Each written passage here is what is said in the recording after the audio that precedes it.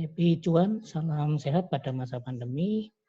Pada kesempatan kali ini saya akan membuat video tutorial dengan eh, topik analisa harian IHSG metode bandarmologi.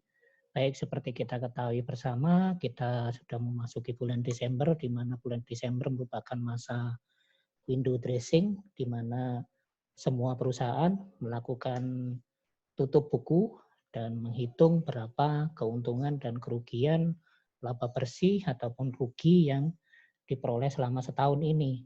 Karena kita tahu ya sepanjang tahun 2020 adalah tahun yang berat bagi semua perusahaan di dunia ya, karena pandemi yang menyebabkan merubah segalanya ya.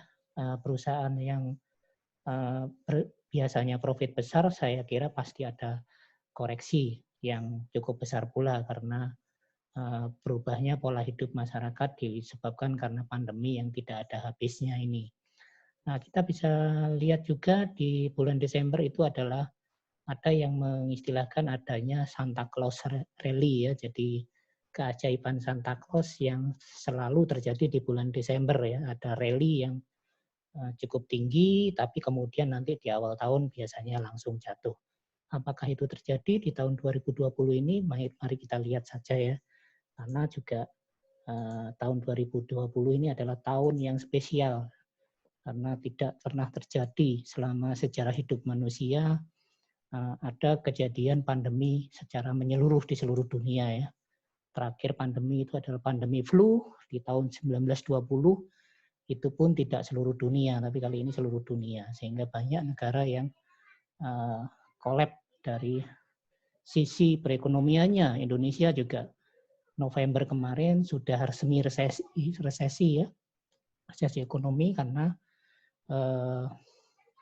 pertumbuhan ekonomi yang minus selama 2 semester berturut-turut.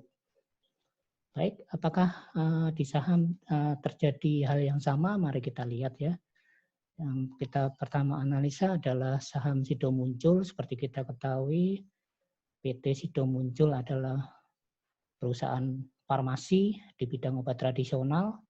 Tapi kalau di IHSG dia tidak dikategorikan perusahaan farmasi, tapi consumer good yang cukup sehat secara keuangannya. Nah, kita bisa lihat ya Sido Muncul kemarin sudah saya beritahukan dalam downtrend terus-menerus ya, ketika ada efek Biden efek juga si Sido Muncul juga tetap turun dan terbukti turunnya tidak akan berlangsung terus ya, terjadi reversal di hari Senin kemarin untuk Sido Muncul, sehingga bagi yang sudah collect saya kira sudah mendapatkan profit ya.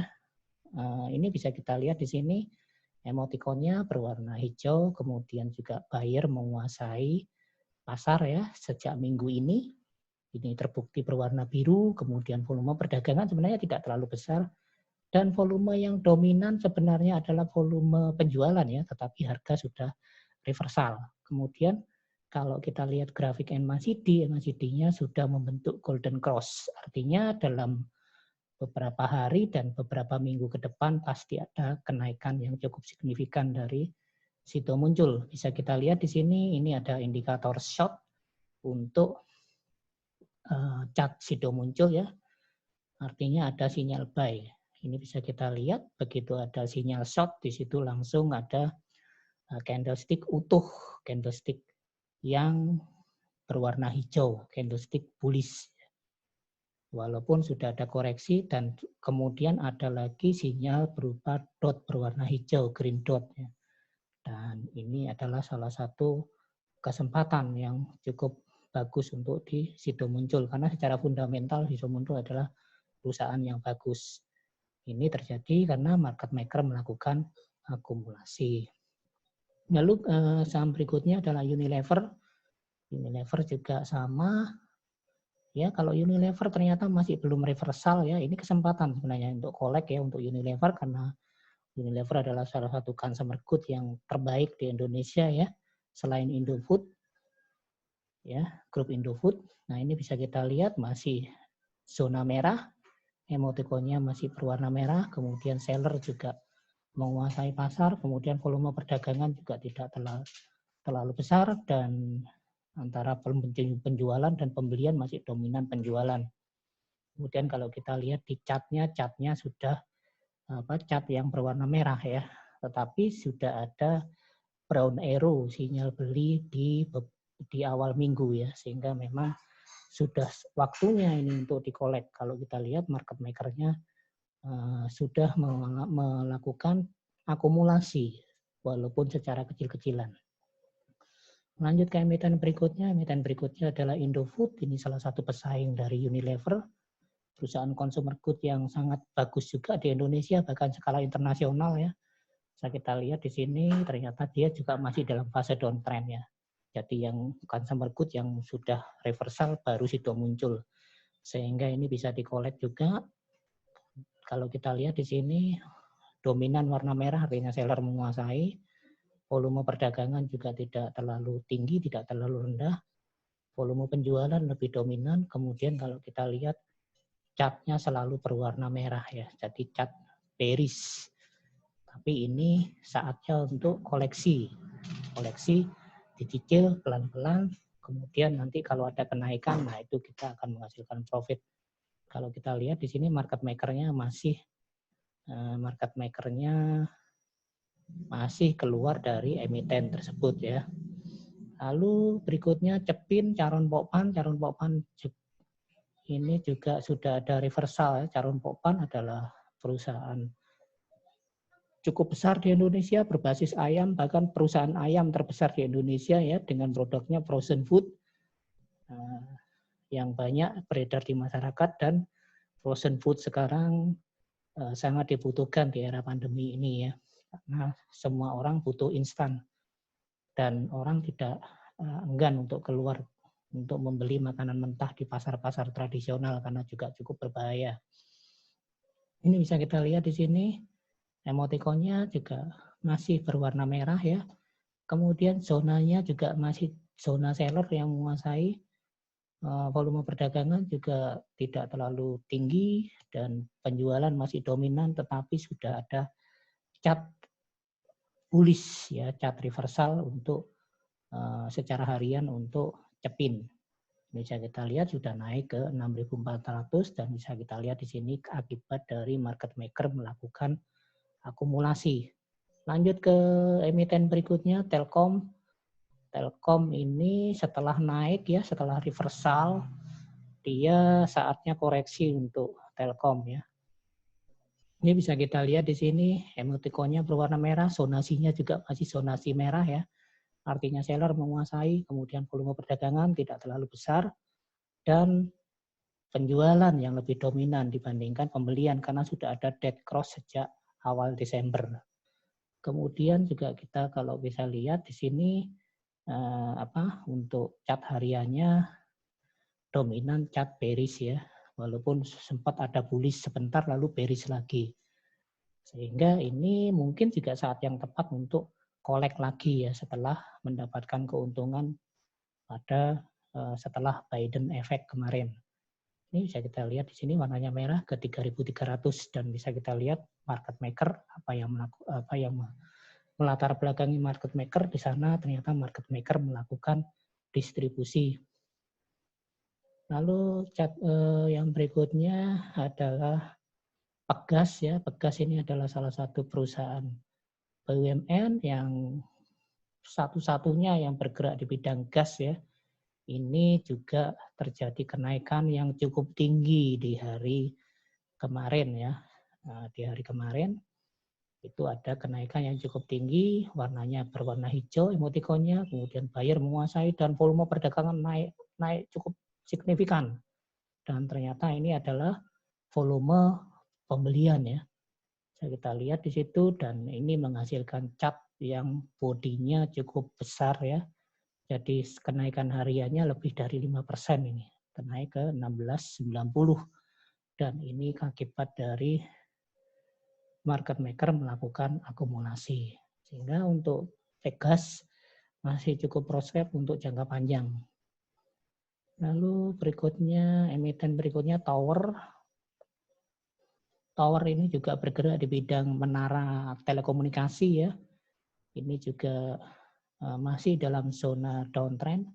Bisa kita lihat di sini emoticon berwarna merah, kemudian zonasinya juga berwarna merah, seller menguasai dan volume perdagangan juga dominan penjualan dan terjadi dead cross pada awal Desember ya.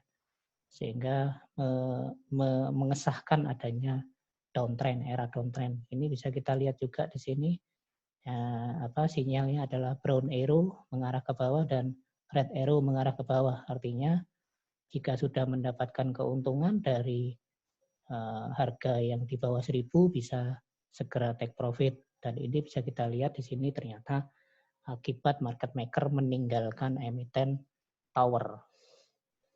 Lalu berikutnya LPKR. LPKR ini adalah Lipo Karawaci ya. Ini termasuk grup Lipo yang seperti kita ketahui ada masalah pada beberapa saat yang lalu ya ketika mengadakan proyek Meikarta itu ada terlibat kasus korupsi sehingga untuk grup Lipo itu sendiri dalam tekanan sekarang. Tetapi untuk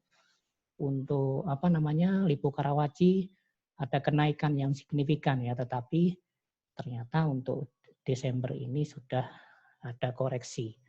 Bisa kita lihat di sini netral emotikonnya, kemudian juga abu-abu zonanya. Artinya antara seller dan buyer sama kuat, volume perdagangan tidak terlalu besar. Lalu volume pembelian lebih dominan dibandingkan penjualan. Dan ternyata sudah ada dead cross di sini. Ini perlu hati-hati di sini ya. Karena bisa kita lihat juga di chartnya itu beberapa hari selalu berwarna merah. Artinya chart bearish ya. Kemudian juga ada tanda dot merah dan ada arrow merah mengarah ke bawah. Dan harganya juga berwarna merah 226. Kemudian kalau kita lihat di sini market maker melakukan sedikit distribusi atau lebih tepatnya take profit ya. Lalu bisa kita lanjut ke saham yang berikutnya, saham yang terakhir Rans ya.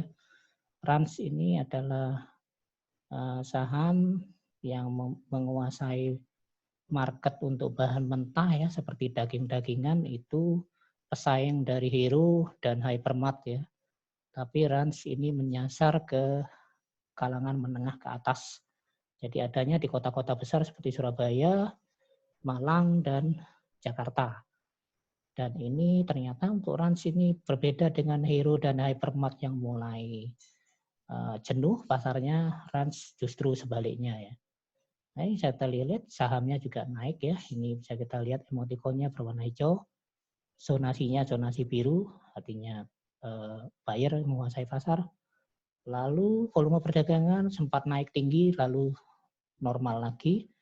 Dan bisa kita lihat 2 hari ini ternyata chartnya adalah chart bullish. Ya, walaupun harga tidak bergerak, tapi bisa kita lihat di sini ternyata ada akumulasi dari bandar ya. Bandar berusaha menarik harga lagi nih. Tapi karena penjualan juga ada dominasi juga, makanya harga tidak bergerak. Jadi Rans untuk jangka panjang sangat prospek sekali. Demikian 9 saham yang bisa saya bahas mewakili untuk hari ini. Terima kasih atas atensinya. Sekali lagi disclaimer mode on ya, jadi apapun yang keputusan yang Anda ambil di pasar adalah tanggung jawab Anda sebagai investor. Untuk keberlangsungan channel ini saya mohon untuk klik subscribe dan like, dan jangan lupa klik tanda lonceng. Happy cuan untuk semuanya ya, sempat beristirahat sebentar untuk pilkada. Bagi yang memiliki hak pilih silakan, bagi yang tidak memilih juga terserah Anda ya, karena memang masanya masih masa pandemi seperti ini ya, semuanya bergantung pada diri kita masing-masing mana yang lebih baik. Demikian juga di pasar. Nah, ketika ada info, ada edukasi, ya keputusan tergantung dari Anda sekalian mau ngambil atau mau wait and see dulu atau mau sell. Itu semuanya terserah Anda selaku investor. Demikian, happy cuan, salam sehat. Semoga kita selalu dalam kesehatan pada masa pandemi.